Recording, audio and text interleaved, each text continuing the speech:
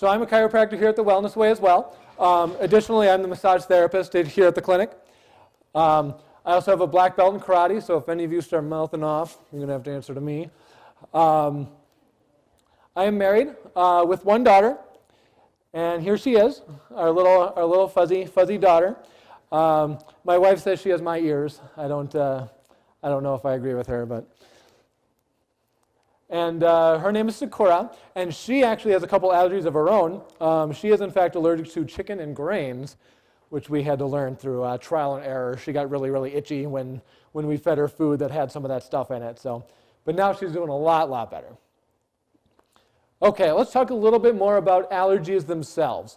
So where do these allergies come from? So a lot of us are allergic to many things. We know some allergies we have. My wife, for example, has some of the most random allergies I've ever heard of. She is allergic to limes, raspberries, and shiitake mushrooms. Lemons are fine. All of the fruits are fine. A lime could kill her. Raspberries are not good for her, and shiitake mushrooms specifically, all of the mushrooms are fine. So peanuts are a very common allergy, as are mold, bee stings. We all know somebody who needs to carry an EpiPen with them because if they get stung by a bee, they could die. So why? Why is that? So I'm going to start off today by talking a little bit more about what an allergy is and where they actually come from. So let's start off. We're going to go to PubMed. So PubMed is generally considered one of the more reliable sources for medical knowledge, medical information. And it says right here that an allergy is an exaggerated immune response. So that's very key. Dr. Amanda alluded to this earlier, that it's actually your immune system taking over and reacting to something that's generally supposed to be not harmful. So a peanut's not supposed to be something that our body recognizes as harmful, but in some people, a peanut could kill them. Generally speaking, our immune system's supposed to react to viruses, bacteria, certain types of mold and fungus. But in some people, a bee sting, mold, a peanut, shellfish, all these things can be deadly to certain people. And allergies can cause all kinds of different symptoms. So they can cause breathing problems, coughing, diarrhea, headaches. And generally speaking, right now we're generally referring to the big immediate anaphylactic responses where you eat that peanut, your lips are going to swell up, your throat closes off, you can't breathe, you have a lot of trouble with these things. So right here, this is Immunology 101. So here, this is talking about the different types of immune reactions that can happen to the body, in the body. So I want you to keep in mind, the big thing to pull from this slide is that there's 5 different antibodies that can react in the body, and that's it. There's just 5 of them. A few of these, they can all react to things, but only a few of them are generally tested for. So as Dr. Amanda said in the beginning, we're here to have fun. We're not here to have an immunology lecture. And I don't know what's more fun than smiley face commandos. So here we go. So we're going to start off with the enemy. So that's going to be a virus, a bacteria, a toxin. And those double lines, that's going to be the skin. It's actually entering the body. So here we have Mr. Macrophage. He's going to hunt down that enemy toxin, and he's going to grab him and hold on to him. He's going to put him in a sleeper hold until this Mr. Helper T cell can come in. And he's going to call in the infantry. So they're going to come in, they're going to cut down that toxin, and they're going to kill it. So now it's no longer in our body, and we're fine. Okay, but now, what if it comes back? So if that enemy comes back, we have our surveillance crew out here. They're looking for that toxin to come back, and they're ready for it. But we don't want to have this major immune response going on all the time because we come in contact with hundreds of things every day, thousands of things every day. So that's where these guys come in, and they're going to actually help suppress that immune response until the surveillance crew comes and sees something that they want to react to. Then that's going to start the whole process over again. So now here's how allergy tests work. When we test for the big immediate anaphylactic responses, this is generally what an allergist would do. they do what's called the skin prick test. And they literally go on your back and they prick the skin with something that is a known allergen. And they just look at how it reacts. If it turns bright red, you react positively to it. If it doesn't react at all, then you're negative to it and you're not allergic to it. But that's not the only type of allergies that are out there. So far we've been talking about the big immediate responses, the anaphylactic type response. But there's also a delayed response that occurs. And these can be a little more troublesome because the response is delayed, like I said, so you don't necessarily know that you're having a reaction. So here, this is going to be IgG mediated. So if you remember that slide back, we have the 5 different immunoglobulins. That's what the first Ig stands for. And the G, specifically of it, it's the most abundant antibody in our entire system. About 75% of our immune system is going to be that IgG antibody. And when it reacts, you have no immediate symptoms. So you eat that peanut, and you're like, oh, I'm not allergic to peanuts. I have no allergies. I do great. I have not experienced an anaphylactic response to anything I've eaten. But there's no immediate symptoms. So in some cases, you're not going to have any reaction in the body whatsoever for a couple hours, sometimes a couple days. Guess what, guys? Sometimes not for a couple weeks later. In fact, reactions sometimes don't even occur till 30 days following contact. That's a whole month. So are you going to link like a runny nose to something you ate 30 days ago? There's going to be a lot of allergies that you can possibly have that you don't know about. And that's where the problem comes. And what this does, it primes the immune system to start fighting off a foreign invader. So what it's going to do is it's going to create inflammation in the body. And if it's something that you're eating every single day because you don't necessarily know that you have a reaction to it, it's really going to start to cause a problem down the road.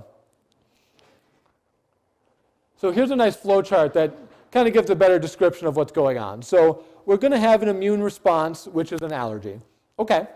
So generally speaking, the only thing that's tested for is that acute response, that immediate IgE response, which leads to chemical inflammation, which ultimately leads to tissue damage and can lead to some sort of disease. But what about the delayed hypersensitivity? There's all these other factors that can lead to allergies as well, and they too will lead to chemical inflammation, as well as tissue damage, as well as disease. So just because you don't have that big immediate anaphylactic response does not mean you don't have an allergy. Actually, let me back up a second. So mothers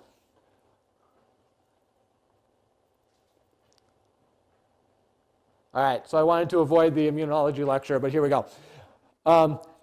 Mothers, this is very important for all of you. So in the IgE response, this is generally where most of the allergies are looked for. But let's look at this IgG. Let's actually read what this says. It's found in all body fluids, all of them. Okay? They're the smallest but most common antibodies, about 75 to 80%. So this is important now. Let's skip to the last sentence. IgG antibodies are the only type of antibody that can cross the placenta in a pregnant woman and help protect the baby. This is key. So if babies are born with lots of allergies, guys, you're off the hook. Blame mom. Because you actually share your immune system. That baby is born without their own immune system being developed yet. They have their mom's immune system now. And for about 6 months after they're born, they'll really start getting their own immune system developed. But until then, it's all on mom.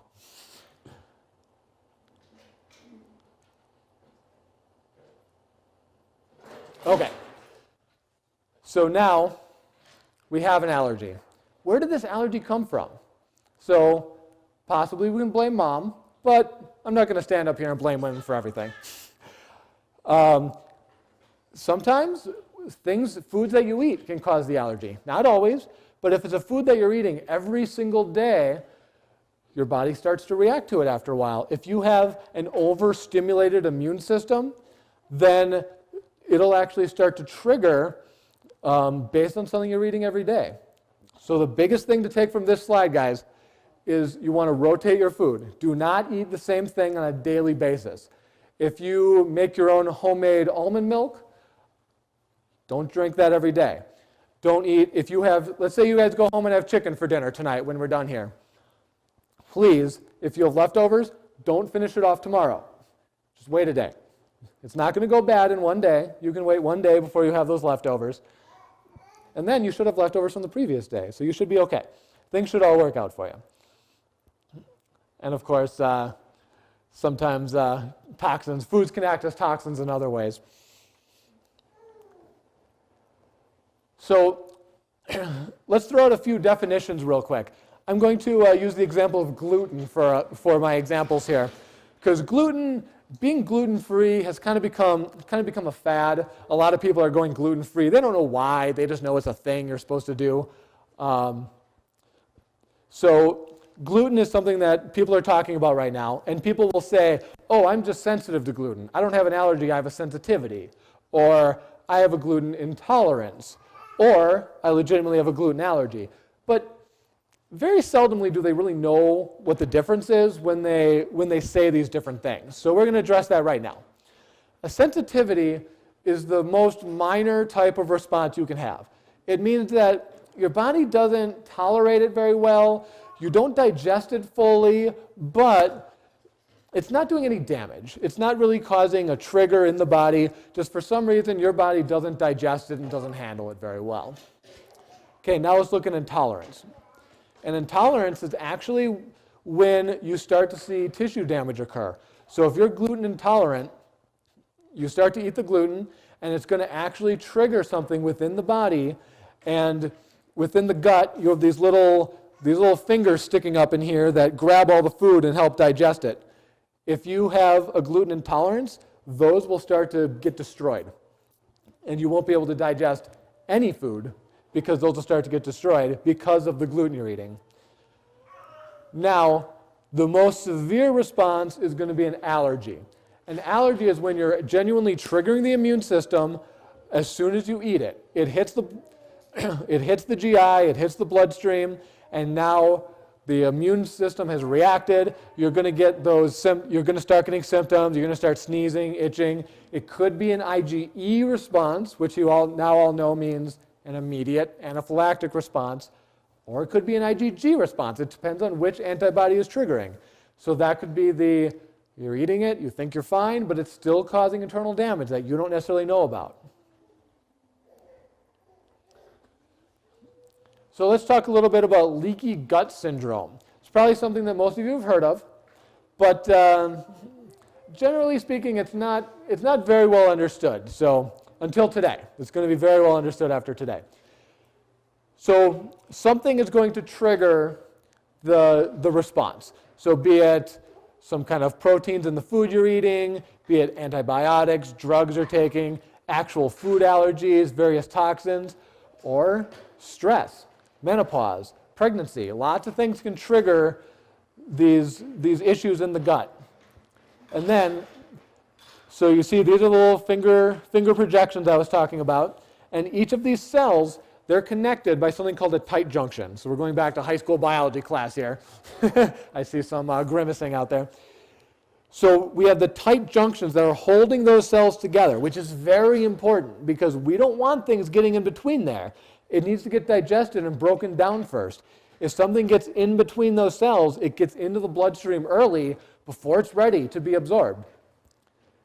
But guess what? Leaky gut, as the name suggests, the gut's leaking. So those tight junctions have now failed, and between these cells, you're now getting food. You're getting food particles in there, and it's getting taken up into the bloodstream right away before it's properly broken down all the way. And then, because it's in a more whole form, that's when you're going to get your allergies triggered, especially if this starts happening. So this is going to happen from an intolerance to something. So here's a nice little flow chart too. So let's say you have a gluten intolerance. Okay, that's going to start to lead to gut dysbiosis. What the heck is dysbiosis? That means that the normal bacteria that you have in your gut starts to alter. And when that starts to alter, that just throws everything off. You need to have this normal bacteria in your gut to help break things down, to help keep you regular, to help do a lot of different things within the body. So that starts to change. Either starts dying off or you get some different bacteria in there that starts causing a problem. And that's going to cause that leaky gut. That's going to get those tight junctions to break apart. The cells start to break apart and food gets through there. So food doesn't get broken down. You have holes in the intestinal wall. That's going to start to lead to an acquired allergy. So some allergies you're born with, other allergies you acquire through life. And that ultimately leads to tissue damage. So let's talk a little bit more about leaky gut. WebMD is another very good source for just medical journals, articles, and various opinions of the medical community. So in WebMD, they were talking to Dr. Donald Kirby. He is actually a gastroenterologist, and he is the director for the Center for Human Nutrition in Cleveland Clinic. So what did he have to say about the subject? So he says that physicians don't know enough about the gut, which is our biggest immune system organ.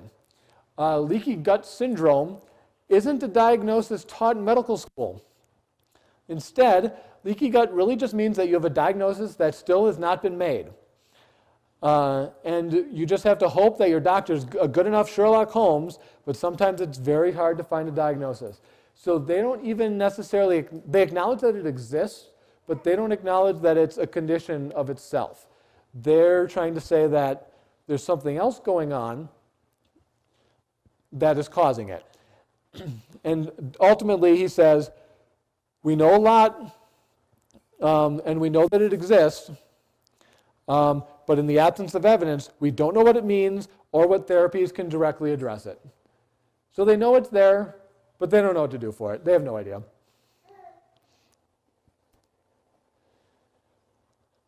All right, so now you've gone through that whole stage. You've gone through the intolerance. You now have leaky gut. You're getting food into your system, and you've developed an allergy. So you have legitimate tissue damage within your GI, within your gut, and it leads to all kinds of different diseases and symptoms. So let's just go over a couple of the diseases that food allergies can actually cause. So anorexia. In this case, I'm not referring to anorexia nervosa, which is when people will stop eating because they have body image issues. This is anorexia, means you're just not eating, mostly because when you eat it hurts and you feel terrible when you eat. Anxiety, aortic vasculitis, so you actually start having heart problems and vascular problems. Rheumatoid arthritis, spontaneous abortion. Let's see, I have another page here. Anemia, ataxia, thyroiditis, actual swelling of the thyroid gland, bone pain, blurry vision. Let's see, I think I have another page. Here's a nice old list. You know what, as a matter of fact, let's keep going. And let's keep going.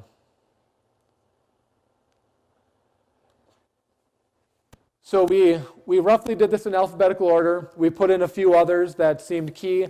But ultimately, to make this not a 5-hour presentation, we had to stop at the letter I, which isn't even halfway through the alphabet. So food allergies are a major, serious problem, and we definitely need to know what we're allergic to so we start avoiding these things. And so eventually we can start clearing up these allergies. Allergies are not forever. And Dr. Kellen will be speaking about this very shortly. So just because I was just talking about gluten, I just want to reiterate that historically and archaeologically, there's actually very strong evidence that says once gluten started being introduced into the diet, the amount of just chronic disease and chronic inflammation started to skyrocket. So that's my spiel on gluten. So that's going to be everything for me, guys. So I'm the doom and gloom segment of this. Now you're all feeling like you're never allowed to eat anything again. Fortunately, there is some light at the end of the tunnel, and that light is going to be Dr. Callan. He's going to inform you now what to do about the allergies that have come about.